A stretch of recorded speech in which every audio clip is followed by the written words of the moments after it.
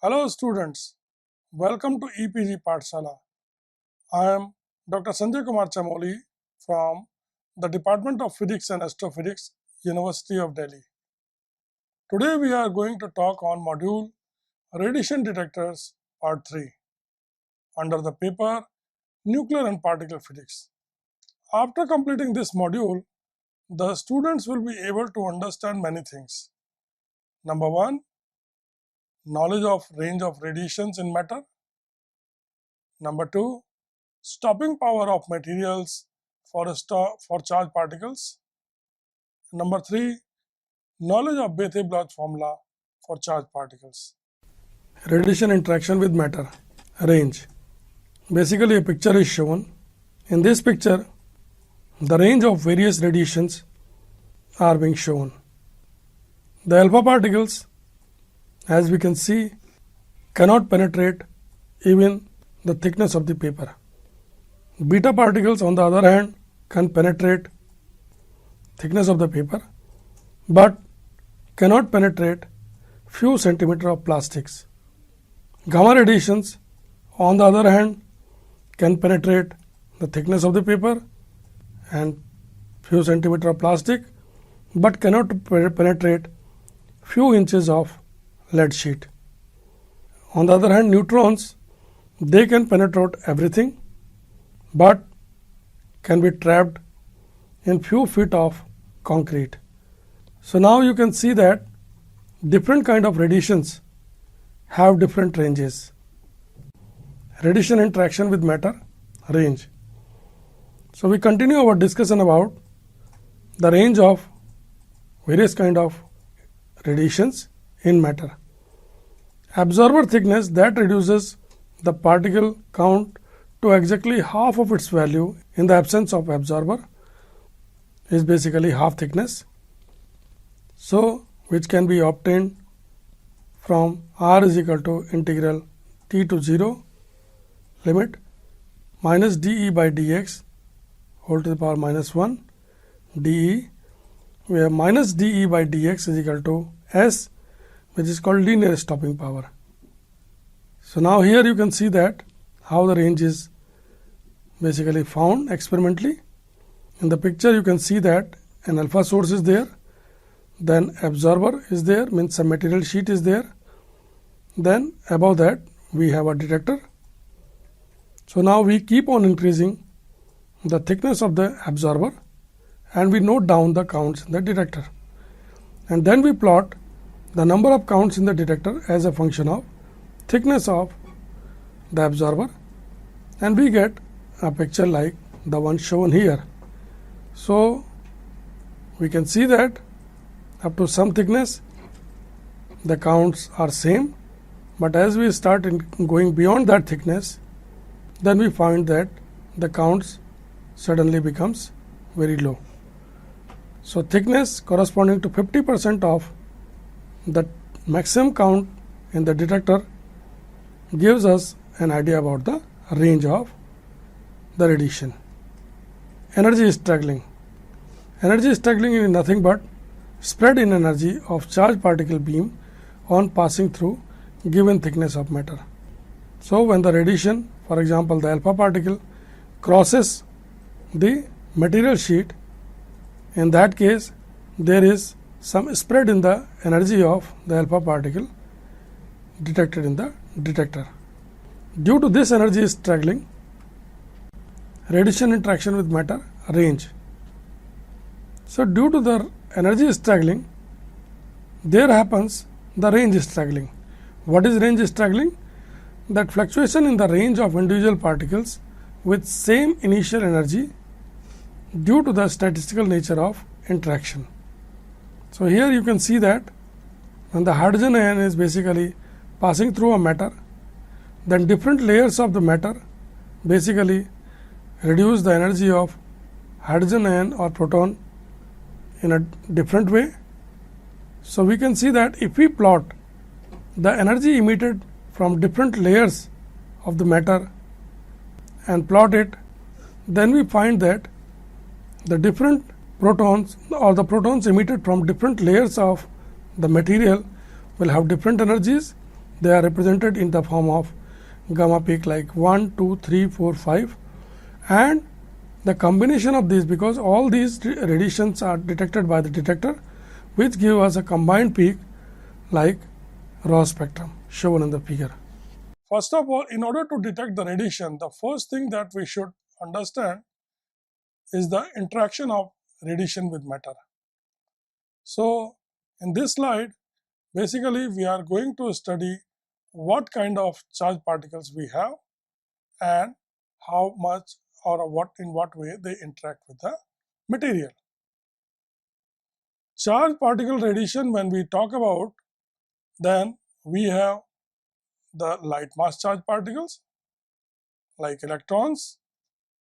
Electrons are nothing but beta particles emitted from the nucleus, and the heavy charged particles. Heavy charged particle means like alpha particle, fission products, accelerated ions. On the other hand, we have uncharged radiations also. Uncharged radiation means the electromagnetic radiation. Electromagnetic radiation, as we know that we have two kinds of electromagnetic radiations. They are gamma radiations and X-ray radiations as far as the nuclear physics is concerned. Then we have massive uncharged particles like neutrons. Neutrons we may get either from fission process in the fusion reaction or photoneutrons. Charged particle in matter. So in this case, basically we can say that when the radiation enters in the detector, it interacts with the material and it takes some time to stop in the matter. That time is called the stopping time. Stopping time is nothing but the time taken to stop a charged particle within matter, and we can calculate this time with the help of equation. T is equal to R by average value of V, that is equal to R by kV is equal to R by kc square root 2 E by mc square, and that is equal to 1.2 into 10 to the power minus 7 R square root ma by E for k is equal to 0.6. So we have the symbols like ma is the mass of that absorber, E is the energy of the incoming radiation, and R is the range. Stopping power, which is S, denoted by S.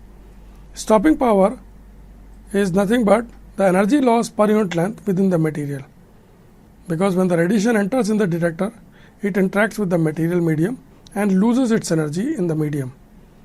So energy loss per unit length within the material is measured in terms of stopping power. So linear stopping power is defined as S is equal to minus dE by dx with unit MeV per centimeter. Charged particle in matter.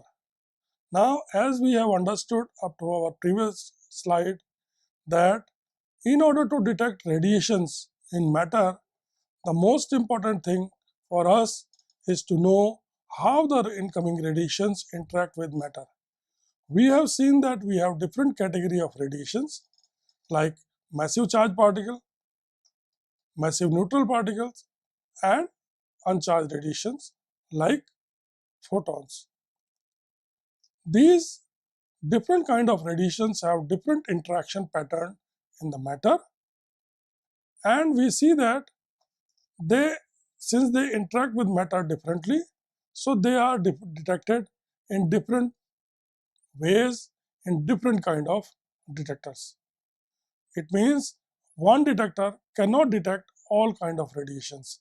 So depending upon what kind of radiation we are interested in detecting and what is its energy, what is its intensity, so all these parameters are kept in mind when we choose a particular detector to detect the radiation. Now, as we have seen that the most important thing in radiation detector is the interaction of radiation.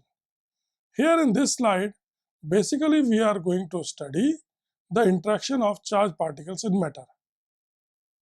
In this slide, on the left hand side, one picture is shown. In this picture, a charged particle is entering in the matter with energy E0, thickness of the material is x, and when it passes, it suffers energy loss, and then it emerges out with energy Ex. Ex means E, which is a function of x. It means the loss in the energy of the outgoing particle depends upon how much thick the material was. So it means since it depends upon the thickness. So for different thickness, the energy loss will be different. Now, in order to quantify it, in order to quantify this loss of energy in terms of thickness, we define a term which is called stopping power. Stopping power means the ability of material to make energy loss in the energy of the radiation entering in it or passing through it. This stopping power is measured in terms of energy loss per unit length. This energy loss is basically different for different kind of materials. For example, for alpha particle, the specific energy loss will be different than for beta particle. So specific energy loss is very important, and by looking at its value for a given material, for a given radiation, we can make out whether that material will be helpful in detecting that the material in detecting the given radiation or not. And if yes, then how much thickness of the material is needed. Now, stopping power can also be defined in terms of in another way, which is called the specific stopping power. Specific stopping power means stopping power per unit mass. Now, stopping power per unit mass is basically same, means constant, because it is defined as S is equal to minus dE by dm, and dm is written as d into rho x. So we can say that it is the energy loss suffered by the charged particle per unit its mass. Now on the right hand side, one picture is shown on the top where the stopping power is plotted as a function of energy of the incoming radiation, and the radiation is proton and it is passing through aluminum. Now here we can see that the stopping power has some Gaussian kind of behavior. You can see that the stopping power basically as a function of energy, the stopping power initially increases, becomes maximum at some value, and then it falls down with increase in energy. So it shows that the protons suffer energy loss in the aluminum, and this energy loss is different for different energy protons. The unit for a specific stopping power is given to be MeV per gram per centimeter square. Charged particle in matter stopping power. We can see that one picture is given which indicates the energy loss of alpha of 5.49 MeV in air. In this curve, on the y-axis we have stopping power plotted, and on the x-axis we have path length in centimeter. The nature of the curve is such so that the stopping power is low initially, but when the alpha particle penetrates in the matter to a deeper extent, the energy loss or the stopping power basically increases, and at a certain level the stopping power becomes maximum and then falls off to 0. So this peak kind of structure towards the end of the range is basically very important, and it's called the Bragg's peak. This is very important because it is the basis of hydron or proton heavy ion radiation therapy. Charged particle in matter stopping power. So we continue our discussion about the behavior of stopping power for various kinds of radiations. So here in this slide, basically one graph is given where the stopping power of various kinds of radiations are plotted as a function of energy. So here The curves correspond to mu meson, pi meson, electrons, protons, alpha particles, deuterons, etc. But what interesting thing we find is that all these energy radiations suffer same loss. We can see that towards the end all these curves are basically mixing with each other. So minimum ionizing particle is around 2 MeV per gram per centimeter in light materials. For fission fragments, contrary to the light charged particles, a specific energy loss decreases towards the end of the range. Charged particle in matter, stopping power. So we continue our discussion about the stopping power of radiations in matter. Basically, we are going to discuss a theoretical way of predicting the stopping power of various kinds of radiation. In this slide, basically we discuss the Bethe-Bloch formula. Bethe-Bloch formula gives a mathematical expression for stopping power. Its non-relativistic version was published in 1930, whereas the relativistic version was published in 1932. Bethe and Bloch use quantum mechanical perturbation theory to come up an expression for stopping power. Another important property of Bethe-Bloch formula is it is applicable only to heavy charged particles moving with energies high enough so that the charged particles don't carry any electron. According to this theory, stopping power is given as S is equal to minus dE by dx 4 pi e to the power 4 q square over m0 v square into n into b into 1 by 4 pi epsilon 0 square, where b is equal to z bracket log 2m0 v square over I minus log 1 minus v square by c square minus v square by c square, and electron density n is equal to capital N into capital Z is equivalent to Na rho Z by A.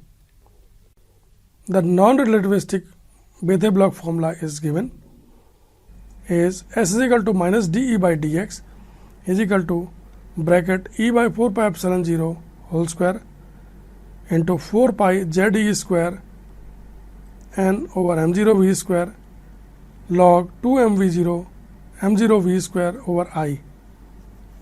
Mean ionization potential I is the product of orbital frequency and Planck constant. It can be expressed as I by Z is equal to 12 plus 7 by Z electron volt for Z less than 13, and I by Z is equal to 9.76 plus 58.8 Z to the power minus 1.19 electron volt for Z greater than 13. We will be discussing the stopping power. So here, going by the Bethe-Bloch formula for stopping power for charged particles, we can say that the stopping power depends upon various factors. The first important among them is that it depends upon, or the stopping power depends upon, the energy of the incoming radiation, that is S is inversely proportional to E. Second, the stopping power depends upon the charged particle, the charge of the entering radiation, that is S is equal to minus dE by dx is proportional to Z square, small z square. Also, the stopping power depends upon the density of the material, that is small n. Here on the right hand side in this slide, one picture is given. In this picture, the ionization potential, or basically the excitation energy, is plotted as a function of atomic number. So, the value of excitation energy can be taken from this picture and used to calculate the stopping power of various charged particle radiations using Bethe-Bloch formula. We will be discussing the limitations of Bethe-Bloch formula. One picture is given on the right hand side. In this picture, the stopping power is plotted as a function of energy of incoming charged particles. And here we can see that the Bethe-Bloch formula does not predict the experimental observed stopping power for low energy charged particle. There is a disagreement. Here in the picture, the dots, the brown dots, or rather the grey dots, basically represent the experimental values, and the pink curve basically gives the plot of Bethe-Bloch formula or the prediction of Bethe-Bloch formula. You can see that in the lower energy region, there is a huge disagreement between the measured stopping power and the Bethe-Bloch predicted stopping powers. So we can say that the Bethe-Bloch formula is applicable only to heavy charged particles moving with energies high enough so that the ions don't carry any electron with them. Second limitation of Bethe-Bloch formula is that it cannot be applied to electrons. Third one, at low energy, the formula needs correction. So students, let us now summarize what we have learned in this module. Now we have seen that so many slides have been discussed, so many concepts have been discussed about the radiations and how to detect them in the materials. Now it is time for us to recap what we have learned out of this discussion. The first thing that we have learned in this module is that for radiation detection, the knowledge of its range in material is important. Second thing which we have learned is that range of a radiation in a given material depends on its type and energy. Third important thing that we have learned is that for a given radiation, the range depends on stopping power of the material. Also, what we have learned is the following. The stopping power of charged particles in matter can be calculated using Bethe-Bloch formula. And one more important thing that we have learned in this module is that the Bethe-Bloch formula is more suitable for high energy, heavy charged particles and not applicable for electrons.